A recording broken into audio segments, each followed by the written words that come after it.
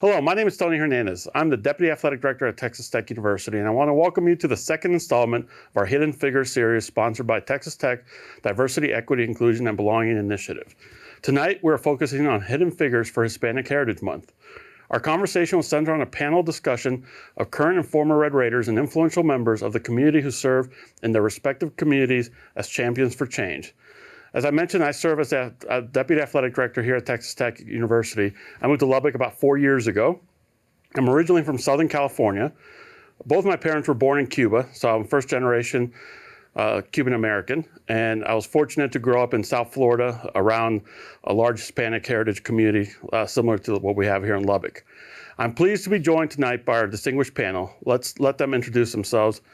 Renee, if you would like to start us off. Yes, thank you. Thank you for having me. I'm Renee Davis. I was born and raised in Brownfield, Texas, a Texas Tech alum, proud Red Raider, an independent business consultant, and I'm very happy to be here. Thank you for having me.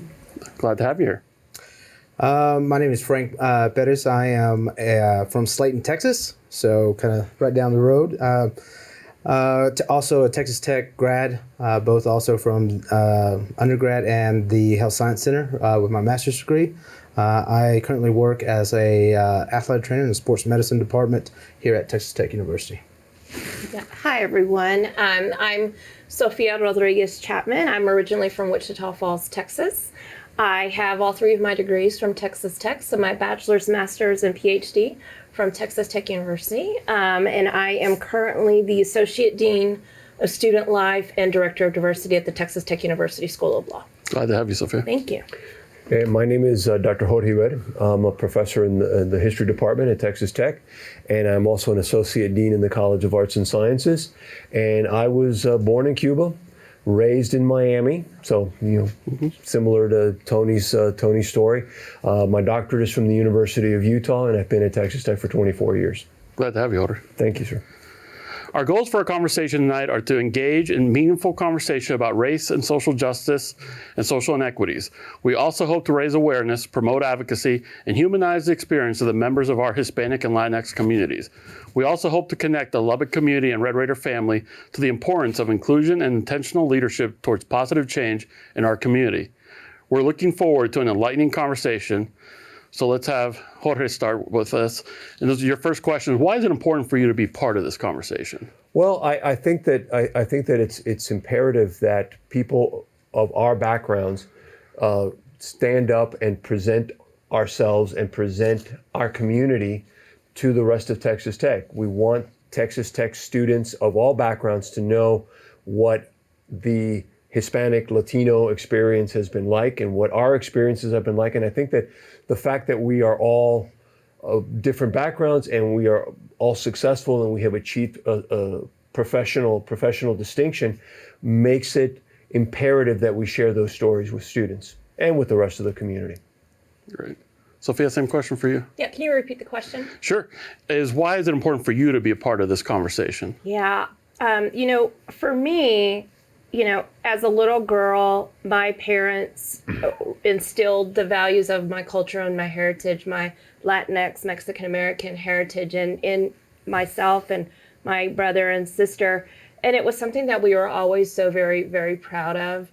And coming to Texas Tech in the 90s, I really felt that even then that Texas Tech cared about me as a student and as a Latina, and worked to affirm me. We have great student organizations like the Hispanic Student Society, wonderful professors like Dr. Iber. So many ways. And through my research and my dissertation, it did talk about the need for particularly our Latinx and Hispanic students, and particularly it focused on women of color, to have those role models to look up to and to say, okay, they did it, then I can do it, but I need that mentoring and that guidance.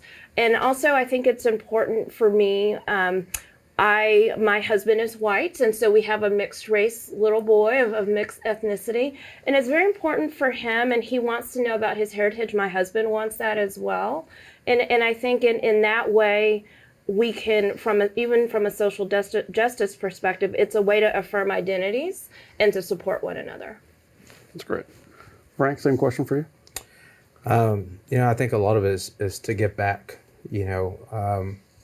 and from people that were mentors to me growing up, kind of the same thing, going to college and everything, and growing up and seeing what this Latin, our Latin culture, our heritage, what my parents instilled on me, to be that mentor to other people, to a younger generation, and to the whole community, just so that way we have a voice. We need to have a voice. And so I think it's great to be able to be a part of these type of discussions.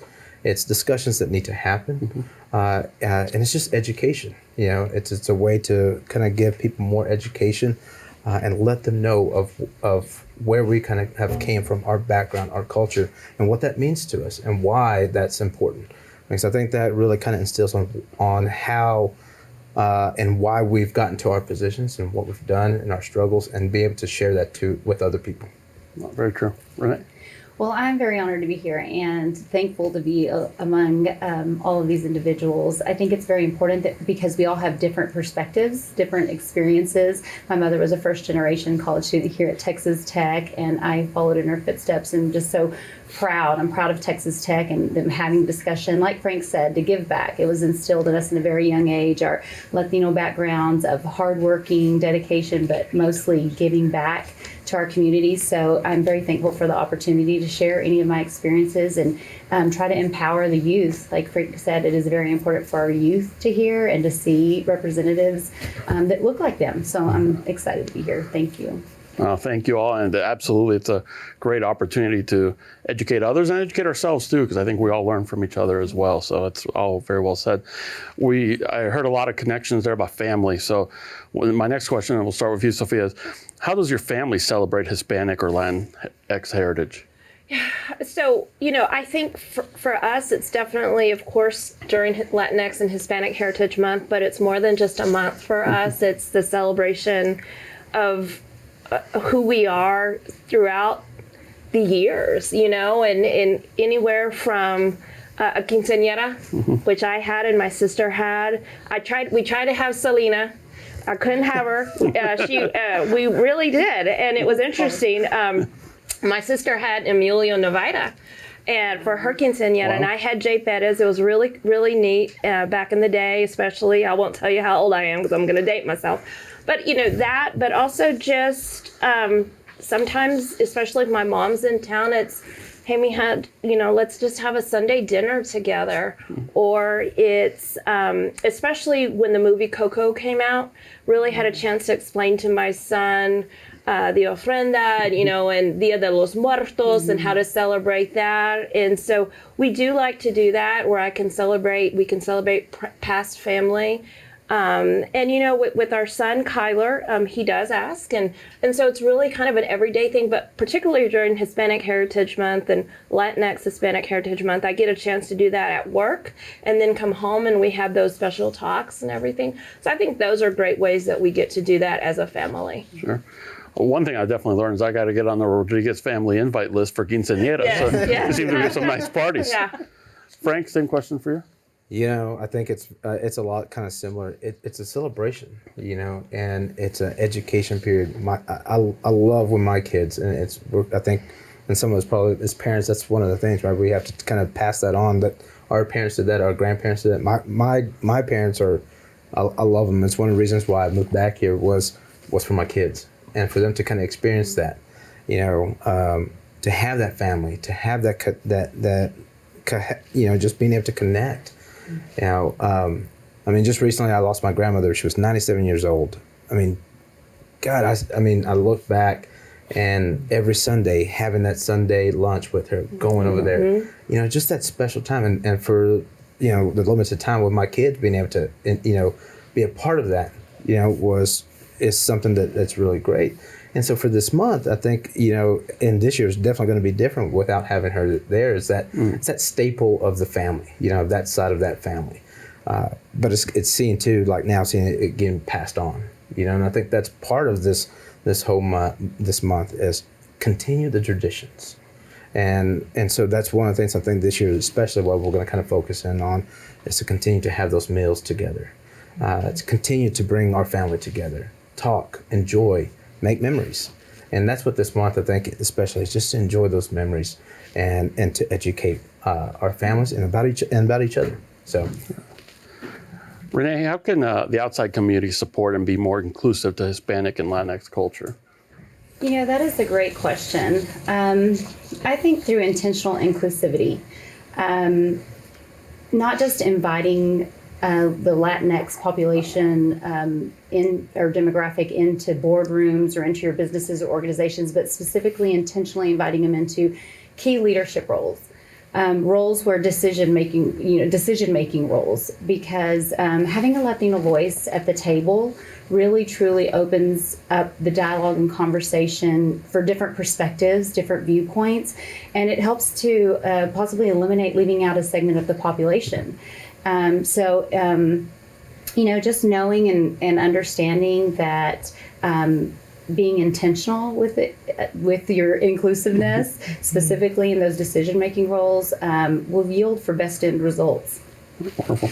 Jorge, same question for you. Is Well, I would make the same exact points. I think really what we need to do as a community is to bring the family dynamic that was discussed earlier into the discussion of education, so that students, Mexican American, Latino students, are able to come to campus, get a degree, and put themselves in a position where they can be part of that discussion. We need our students to understand how important it is to get an education, to be able to then go out into the world and become the people that are going to contribute positively to those type of conversations that that we just mentioned.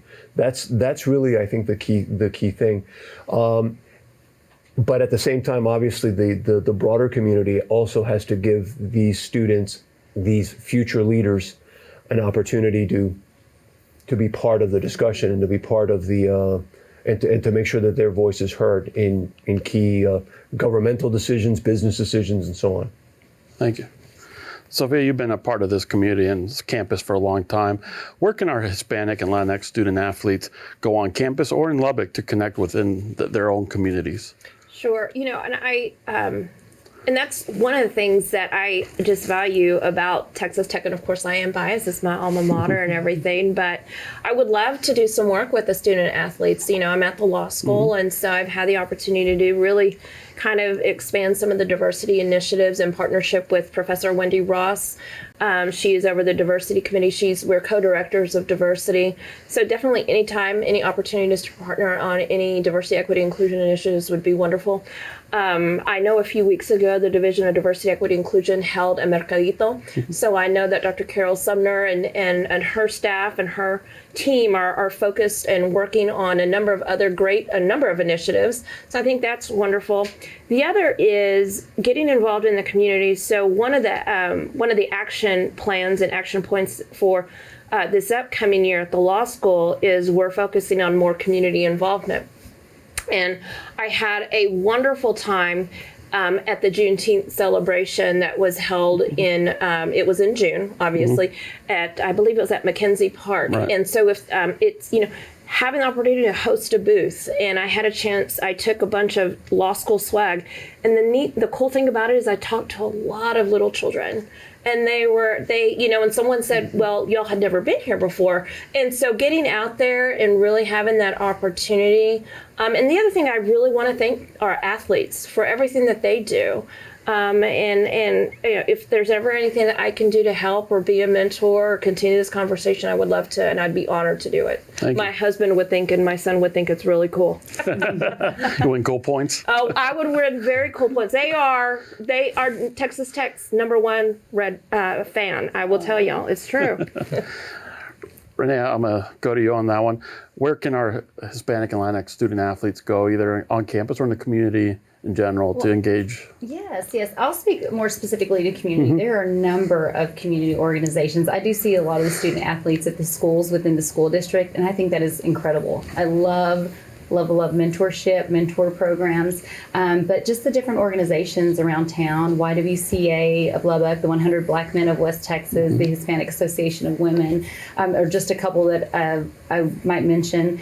But just getting involved with even leaders of businesses or organizations asking for specific mentorships. I know that Texas Tech does a great job of partnering athletes and different students with mentors in town. And we just have such an incredible collective group of people in Lubbock that are so wise. And so maybe partnering with a mentor.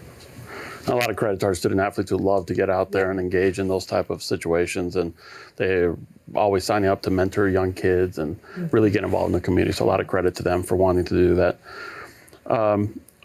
Frank, I'm gonna go to you. Who are some impactful people in your life who have been most influential to you to become the person you are today? Oh man, I think with anyone, any of us being from a Latin culture, probably your primary people are going to be your family. Yeah. My mom and dad. Yeah. I mean, hands down, the sacrifice they did to get me to come here, to come to school. There's nothing I can ever do to repay it. The only thing I do for that is just to make sure that I try to be the best person that I can be and continue that legacy. Sure. I'm going to continue that with my kids. I think they were the first ones that I'd have to definitely say were just impactful. Their work ethic, their commitment to their family, to their religion, to pass that on to us. The next person that I would say was my sister. She was first person to go to college in our family. And so to lead by that example and to make me, have that drive to do even better. She was definitely probably someone that's been very impactful to me from that standpoint, but then also as a parent and to see what she's done. And then I think, I've had different influences throughout, and it's from career-wise, I mean, it's been some people that were of Latin heritage and some not. One of the very first person I ever met in school, his name is Roland Ramirez. He is director for the medical services for the Houston Texans. And that guy just drove me. We had, I don't know what happened that day here at Texas Tech. We had a special connection, and from that day we have always kind of been in touch. And he's the guy that drove me into and said, "Hey, come do athletic training. I think that's he goes, that's your calling." He goes, we took classes together, man, and we have just, I think, pushed each other to be better and to be better role models for the Health Science Center and the MAT department to try to get kids to get better. And so I think there's different I would say those are probably some of the key ones. I would say that just from initially, like, man, those guys and those people have impacted me and made me who I am. And I think without them, I wouldn't be here today. That's great. We all always need people in our life that are going to push us, and we all need that. So that's great. Renee, same question to you. People have been impactful in your life to make you who you are today. Of course, my parents. So like you said, family is incredible, but my mom, just her resilience and her hopeful spirit, she embodies the Latino traits and characteristics that I feel like Latino people have, just an incredible hopeful spirit. Like I mentioned previously, she's a first generation student and was actually discouraged from coming to college when in high school. And it was many, many years later, after she had 3 children, that incredible couple, Mr. and Mrs. Jesse Guerin, encouraged her and told her she was so bright and talented and intelligent, and encouraged her to come to Texas Tech. And so with 3 babies, a full-time job, and a wife, she took on coming to school, and she has a master's of education. And so she's very impactful. And then my dad, just reminding us always to never, ever forget our heritage, our culture, the pride, traditions, all of the generation of people that have come before us to get us to where we are. He's just a great reminder to always be to carry pride and love and to give back to other people. So that's great. Jorge, same question for you. Well, I can only basically chime in and say my story is very similar, although obviously it's a little bit different in the sense that my parents were the people who got our family out of Cuba, and we came to this country. We didn't have very much. My dad, who passed away just a few years ago, had a 5th grade education. My mom had a 7th grade education. And you know what? I actually tell this story to my students, and they probably roll their eyes when I tell it. But I remember very distinctly we were going grocery shopping, and I must have been like 8 or 9 years old. And I remember my parents telling me, "Mijo, tú vas a ir a la universidad. You're going to go to college." And I was like 8 or 9 years old. We'd been in this country maybe like a year or two, a year and a half. I had no idea what that meant. But that was instilled in me in a very early moment in my life. And that just drove me. My dad always used to say, I want you to work at a job where you have to wear a tie every day, because to him that was like the ultimate thing. And that's actually why when I make sure that if I'm standing in front of students, I always have a tie, because it's a way to honor what my dad taught me. Same thing, the work ethic. My mom had lupus, and she continued to work on as long as she possibly could. My mom died relatively young. She's been dead for more than 30 years. Those people and what they did on a daily basis, get up, go to work, be responsible, be proud of your background.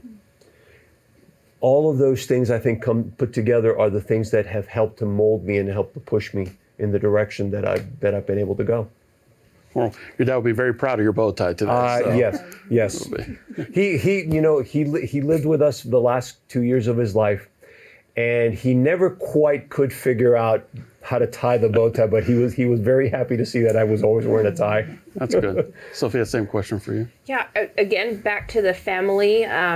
My mother, out of a family of 7, was the only one to graduate from high school, and that was her dream, and graduated from high school. And, back then, my grandfather made them go to work. Mm-hmm. And so she made a deal. Well, she said, I worked at a bakery in the morning early. Then I went to school, and then we helped pay the bills. But she said I was terca, I was stubborn. I was going to go, and I was going to get that high school diploma. And then, of course, my father went to college and everything. So both of them.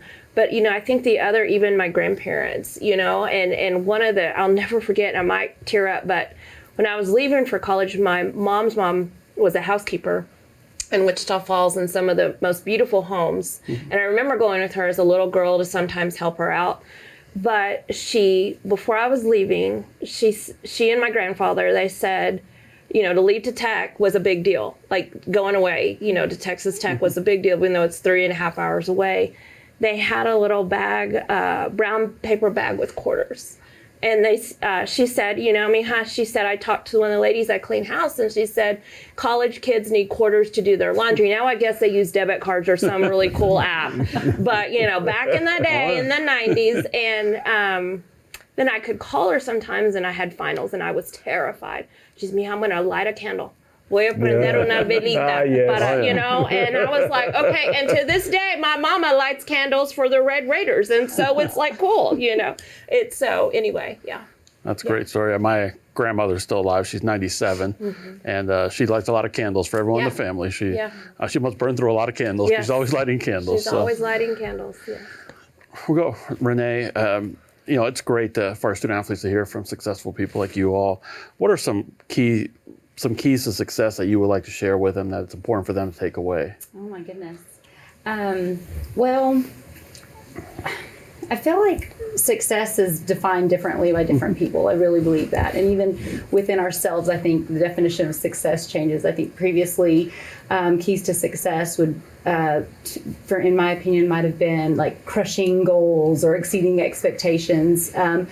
But that has changed as I've matured, as I've had experiences, and I really believe that keys to success, the main one that I would say is leading with love. be a leader, lead with love, with grace, compassion. Hard work, of course, dedication and hard work, loyalty. I think that embodies the Latino population. Going back to Latinx Heritage Month that we're speaking about, has really driven me to be successful, but always leaving an opportunity or situation better than you found it, always leaving a person more encouraged and empowered after your encounter. I believe that those are keys to being successful and fulfilled. Frank, you keys of success you'd like to leave them with? I think the big thing is to use portions of what you've been taught, especially the passion. And I think that's one of the things with Latinos is that you're passionate. We are passionate people, and Yes. and use that energy. Use that energy and devote that to whatever trade or whatever task you're going to do. Because if you're passionate and you put everything that you have into it, and you can look at yourself in the mirror and say, I've done everything, and I'm satisfied with that. To me, that's success. Is that you've done it, you fulfilled what you needed to do. And so, those things, to me, money's going to come. My dad has always told me that. Is that, just to continue to do what you need to do, look at yourself in the mirror. If you're happy with that, then money's going to come. That success and that part of sometimes of what we kind of define ourselves as successful, that's going to come. It's your character, it's that passion, it's everything. That's what's going to lead you to be successful. And so stay true to those core values of your family and what you've kind of been raised and taught. And that's what I would probably say a lot to some of our younger generation, to keep them to kind of strive for success. That's right. Hodder, for you, keys to success? To build upon what's been said, I would also mention honesty, responsibility, stick-to-itiveness. All of those. I think all of those things work together. When I talk to my son, I always, and again, I remember my father saying this to me when I was a little boy. Be a man of your word. If you say that you're going to do something, do it. Be responsible. Make sure that people know that when they ask you to do something, that you're gonna take care of business. I really think that that's one of the key elements. I think also honesty. Be a person of your word.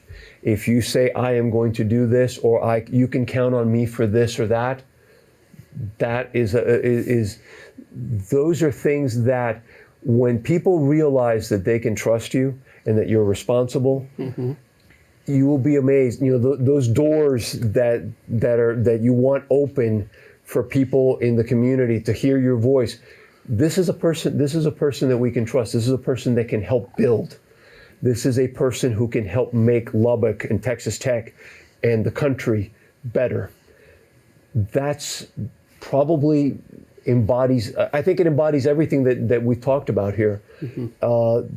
If your student athletes will do things in that manner, they will be successful.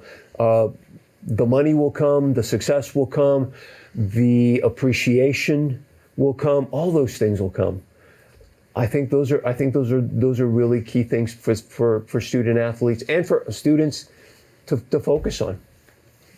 Sophia, your keys to success? I think probably two is leading with integrity and resilience. I think that's so important. I have an 8-year-old son. He's a pretty big boy. He's playing tackle football for the first time. I was very nervous about it, I'll be honest with you. He's an offensive lineman, and his very first day of practice was in July. It was like 104 degrees, and I'm like, I said, we can't take him. It's going to be, my husband was like, Sophia, but I took a cooler with cold wipes for the boys and stuff. And my son had a hard time. He was like, Mama. And then, he's like, I don't know. And I said, you can do this. I said, you can do this. And I said, because we already paid the fee and on the equipment too, you're going to keep doing this. But as he's done it, I've talked to him, you work hard, you listen to your coaches, you can get up. If you failure sometimes you can, and he loves to win, he hates to lose. He's competitive, and he gets it from me, my husband will say. But losing sometimes, it builds character. And so, and I think particularly this can be across any population, but I think for people of color particularly, resilience is key because it is hard, it is difficult, and things can happen. But I think that resiliency and that integrity, and we tell them, there's no cheating. We're not. That's not who we are. We're not about that. And I think those two key elements are important. We got to start recruiting your son already for football. Well, let me tell you, he's already said he's going to play for y'all, and he's already told me he's going to go to the NFL and buy me Gucci. I don't know where he got that from, but Sounds good, They though. talk about it at lunch, he said. I don't know where. I'm like, wow, okay, yeah. Well, the next one I'm going to go to you is, how do you show your Hispanic pride, not only in this month, but just throughout the year? Oh my gosh. Well,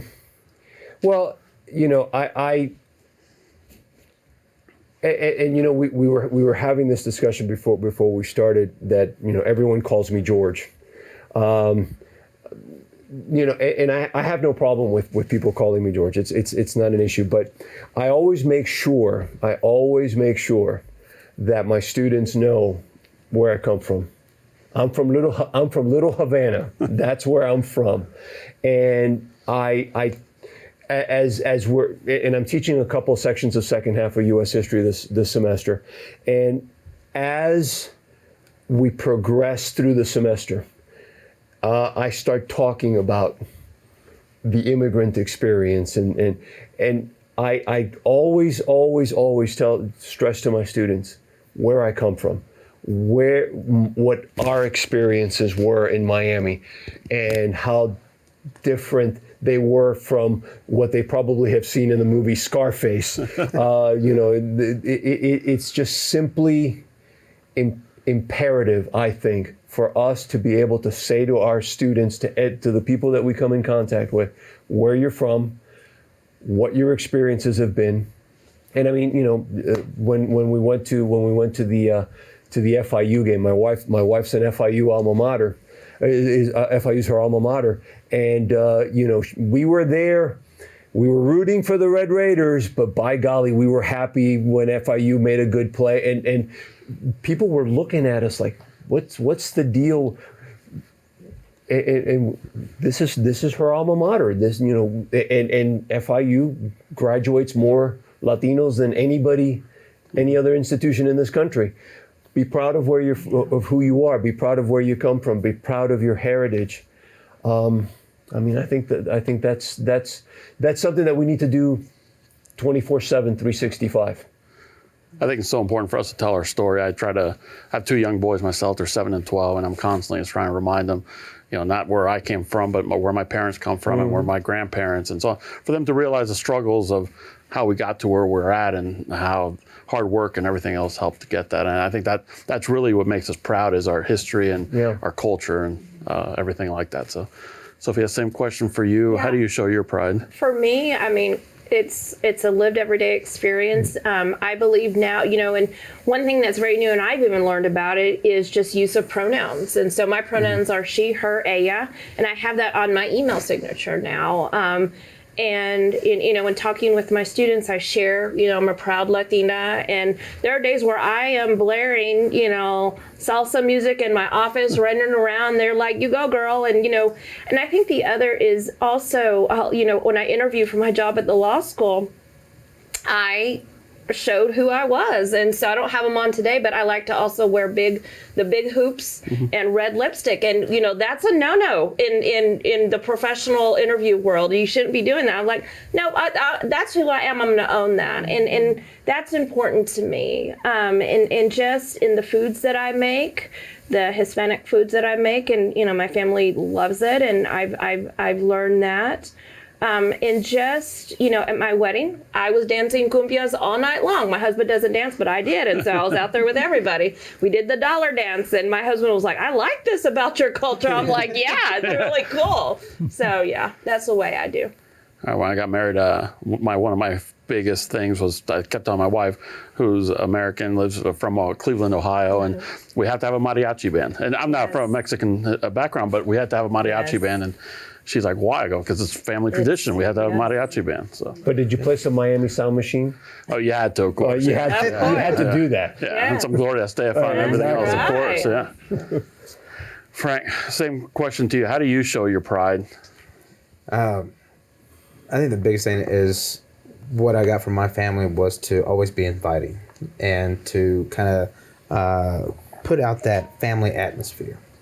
You know, I've been very, very blessed in where I've worked, and I tell my students, my student athlete trainers, I tell my students, athletes this all the time, is that, you know, what my job, my profession is, and what I've done so far in my life, it wasn't a job. That was my life. That was a part of me, you know, and whether it was at Arizona State, Cirque du Soleil was unbelievable because you had so many people from different cultures. And there was a trade of that culture, you know. I mean, at a portion of time, I was learning how to speak Mandarin, Russian, because, you know, well, you're going to talk to me in that, I'm going to talk to you in Spanish. They wanted to learn. There was that trade. But it made it a family atmosphere, made it a place where you felt welcome. And I think that's one of the things I always try to do, is try to make people feel welcome and that they're a part of me. And that you know what, I'm there to kind of share and for them to be in my journey, and I'm going to be a part of their journey. You know, even here in Lubbock, you know, I've got my family here, but I know my students don't. And so, hey, you know, what do you got? What do you need? You know, I want to treat them like their family, and just to make sure and say, understand, this is how I grew up. This is how I was raised. This is how my kids come to the training room all the time. You know, they know my kids, my athletes. How are your kids? How are the boys? You know, I have past athletes. How are those boys? Are they getting big? What are they up to? So it's that sharing, and it's that, to me, that's how you kind of pass on that cultures, because that's what we do. You know, we're all about family. We bring people in. You know, my parents would never ever close the door on someone. If someone needed something, you know, they're going to invite them into their house. They're going to bring them in, and that's just something that I try to do with you know, on a daily basis, and my friendships and everything that I've built. So That's wonderful. yeah.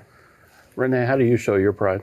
Well, I was recently told I'm unapologetically Latina, which I love. That is like the It's a great compliment. best compliment. Recently told that. So I think through shared experiences, like Frank said, it's incredible to be able to, well, gentle reminders during conversations, but also through shared experiences. Try to never miss an opportunity to share a little bit about our history or my experiences or family or just different viewpoints. Recently, a young lady, we were out eating, and she said, "Oh my gosh, I wish I knew how to make tamales." She had ordered tamales. I'm like, "Come on over, and we'll have a tamalada," and we did. And so, just like Frank said, and everyone else, just inviting people into our space and just sharing what we're about and how proud we are of our culture and our traditions. I love your traditions with your wedding. Yep.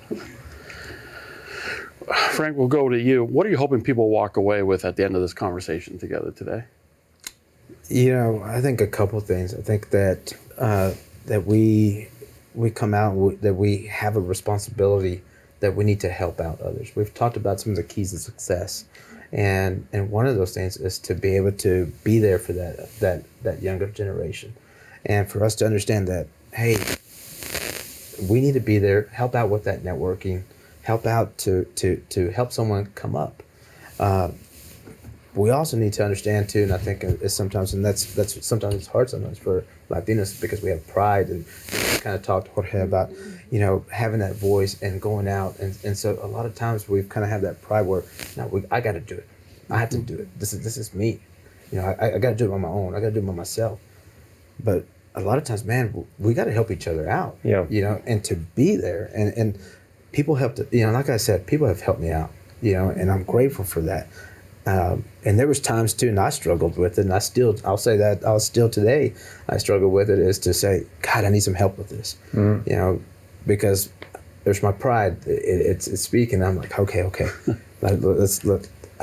got to get this. I got to go ask someone. Let me go find something else. Let me bounce something else on someone else, and use my connections to make things easier for us sometimes. But I think for us to be able to share and say, listen, we have differences, you know, but we're still the same. And to bring that conversation up, help people. Let's be able to kind of help our community, help these young kids, and also maybe just help each other, because we're still professionals. We're still doing things. You know what? We don't have to be young to be helped. And so to just kind of have that kind of mindset and to be able to open up these conversations. Sophia, for you, what are you hoping people walk away with from this conversation? I think, and I've thought a lot about this, and I think, this may be a taboo subject, but, on the topic of racism and things have happened. Have I experienced racism in my life? Yes. Have I experienced sexism? Yes, because I'm a woman. And so sometimes people have, you could say, I'm Latina, and it has not been easy, climbing the professional ladder. It hasn't been easy going all the way and getting a terminal degree. But one of the things, though, that I have found in my experience, and I don't want to invalidate others' experiences, but in my experience, although I have experienced some pain, some of the best people that have helped me, that have truly been there for me, were people of all races and ethnicities. Some of the best for me that recognized my potential were white men that believed in me, that supported me.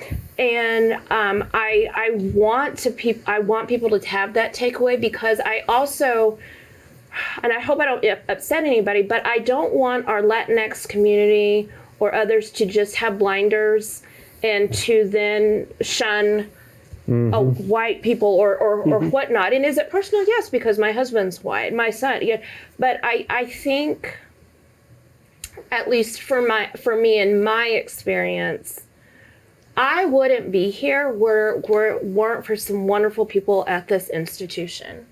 And I don't want to leave. And I have worked elsewhere at other institutions, and I've come back, and I'm glad. And I hope my son comes here, because I will not wear burnt orange or any other colors. It won't happen, especially now.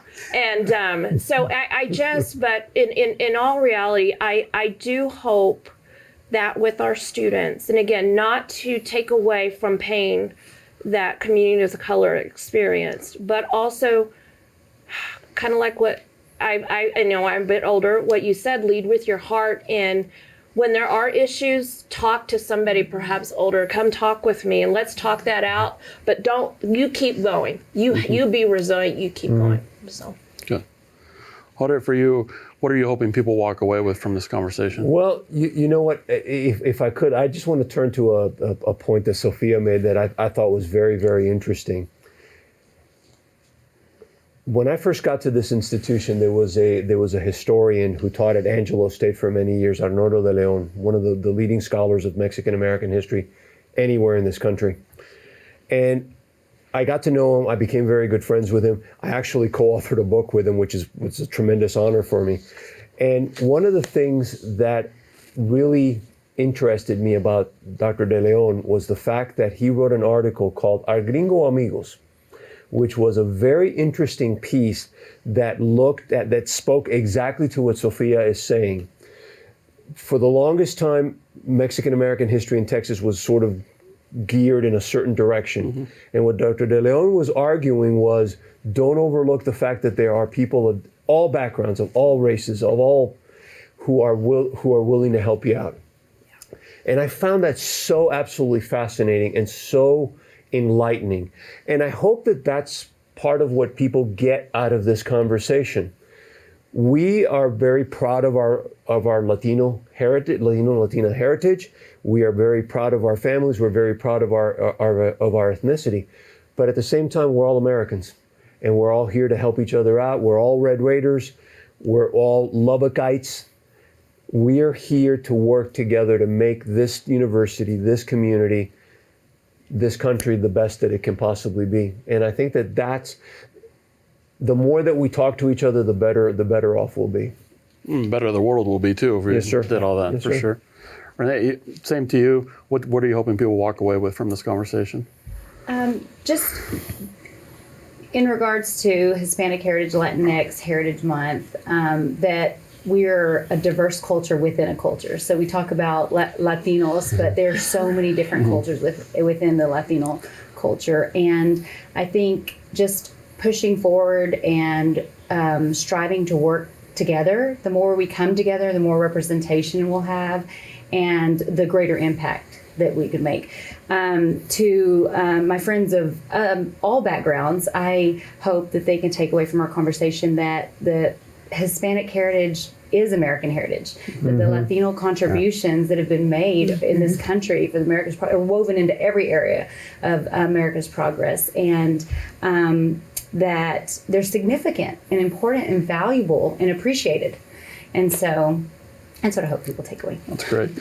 We have time for one more question. I'm going to ask, what is your favorite, I'm going to start a order. What is your favorite childhood memory growing up in the Hispanic culture? Oh my gosh. I talk about this with my students as well.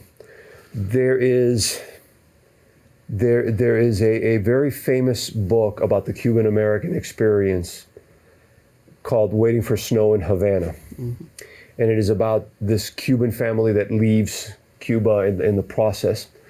And it's about looking back to the people who created your family. And I talk incessantly about my grandfather on my mom's side from Las Islas Canarias, from Tenerife, okay? And, you know, I guess really one of the most special memories that I have was when I was a little kid, I would sit down Channel 23 in Miami and watching the bullfights from either Mexico or from Spain. And he died when I was very young, and youth is wasted on the young. I never really paid attention to the stories that he told me about coming from the Canary Islands to Cuba, because I was 8 or 9, 10 years old. I was like, what's the big deal? He'll always be here. To go back to maybe the story that Frank told at the beginning of our discussion. I think that's a very special memory, because as you get older, and I guess I'm the oldest person in this entire group by far, I think we need to treasure those relationships and those discussions that we have with abuela and those dinners that we have. And if I may just say one more thing, just the last year that my dad was alive, and again he was living here, and one of the things that I did manage to do for him was I got him the MLB package so he could watch the Miami Marlins and he could yell at Giancarlo Stanton about how he was overpaid. And I remember sitting down and watching Marlins games with my dad. And you know, this was like 4 or 5 years ago.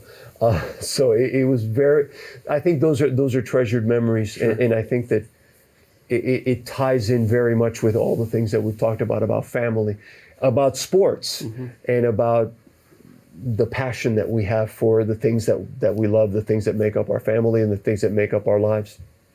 Great. Sophia, your favorite childhood memory? It's kind of silly, but kind of scary, but it's silly. But I think we've all heard the story, the Llorona, you know, and the Llorona and everything. And so during the summers, my brother and sister and I was the oldest, so I was 10. My sister would have been about 7, so my little brother must have been about 3 or 4. And we would stay with my grandparents in a little town, Pueblito, right outside of Laredo, Texas, but right on the U.S.-Mexico border, but in the U.S., Mirandil City. And they didn't have air conditioning in their home, and so my grandmother would bathe us and then put us in bed, all 3 of us, leave our hair wet so it would be cool, leave the windows open. And one night, my grandfather could hear us laughing, and we hadn't gone to sleep. And he said, if you all don't go to sleep, the Llorona will come. Well, my grandmother had washed white sheets and had hung them on the hanging lines. Yeah. Well, all of a sudden we look up and we see this white flowing thing, and I said, we gotta go to sleep because the Llorona's coming. We went to sleep, and it was so funny. My dad was like, I can't believe my father did that, because afterwards, but my grandfather said, well, they went to sleep. Yeah. they were asleep, but it was funny. But Sure. now looking back on it, those kind of silly kind of Sure. things. And anyway, so that was, but I have so many. And then one day when I was 15, my parents took me to a bar to see Selena when she was like 16. And so that was really cool. Yeah. That's great. Yeah. Frank, for you? Oh man, I think the I'd say the main one. I have two. I'll kind of give two. It's just it was always those Christmases, man. Like I loved Christmas, Christmas, Thanksgiving, just the family getting together. God, my grandmother, she'd make abuelita's hot chocolate, man. Just that little cinnamon, but man, she made that thing hot. That thing was like. You put the marshmallow, and they just like melted, and you would try to drink it. She'd want you to taste it. She was like, she would always ask, "How's it taste, man?" You're drinking, you're burning your tongue, and you're like, "Good, good, good," and just all those fun times with the family during that time. I think that was just special, and it was on both sides of the family. Christmas night, we'd go to church. I mean, we're up till 3, 4 in the morning, and then we go to sleep. Santa Claus is coming. Sure. Wake up the next morning. So those will always be special, I think. And then I think the other one, kind of a little bit related to this, is just was sharing some of that heritage. And I was lucky in Slayton in our church, and we used to have senior suppers. And so our senior suppers for our graduating classes, the church everyone would go to different people's church, and our church would have mariachis and the Guadalupanas. They were making food, yes. man, and everyone would come and eat, and to see all your friends, from different cultures and background, and them embracing that culture, was always something special. And I saw that at my senior supper, and I saw that at my college graduation. I saw that at my graduation for my master's, and having all my friends from different cultures coming in and being able to enjoy that. I think those are probably some of the key times when I'll look back and say, man, everyone really loves this culture. It's a great culture. So, Renee, for you? Well, I think mine is my favorite. I have several favorites. I'm like Sophia, so many examples. Is just family time after church or on Sunday. My parents, both sides of the family, would all come to our house. My mom is an incredible cook, and she would cook for large families and kids running in and out, and just the traditions that, while you don't appreciate them at the time, like the tamaladas every Christmas, and it's like you're up for 48 hours straight making tamales and you're exhausted.